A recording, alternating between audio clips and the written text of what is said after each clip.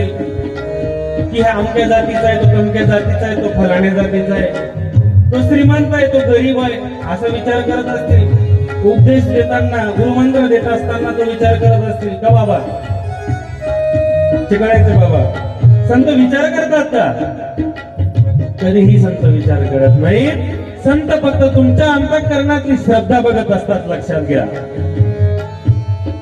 फक्त आणि फक्त तुमच्या अंतःकरणामध्ये परमेश्वराविषयी श्रद्धा किती आहे हेच संत बघत असतात आणि अशा त्या जीवात्म्यांना जोडण्याचं काम करतात. संतांनी जोडलेलं आहे.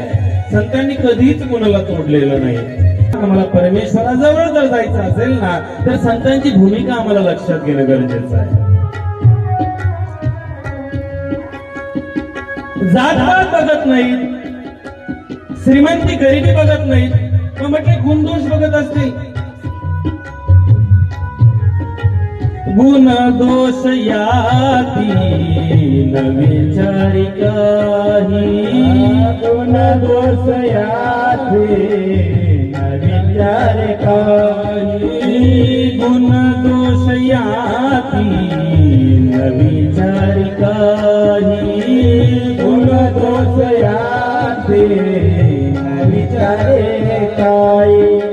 ठाव दिला पायी आपुलिया, ठाव दिला पायी आपुलिया, ठाव दिला पायी आपुलिया, ठाव दिला पायी आपुलिया.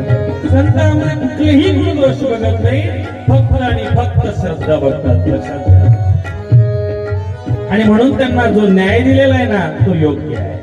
चंदनाने बोरी त्या पियेल्या, चंदनाने गोरी व्यापियल्या, चंदनाने बोरी व्यापियेल्या, चंदनाने गोरी व्यापियल्या. संताने सरिता तैसा परी, संताने सरिता तैसा परी, सरिता तैसा परी, संतान सरिता तैसा परी. मी सांगितल्याप्रमाणे आम्ही संतांच्या जवळ गेलो, संतांच्या सान्निध्यामध्ये गेलो आणि आम्ही जर संतांनी सांगितल्याप्रमाणे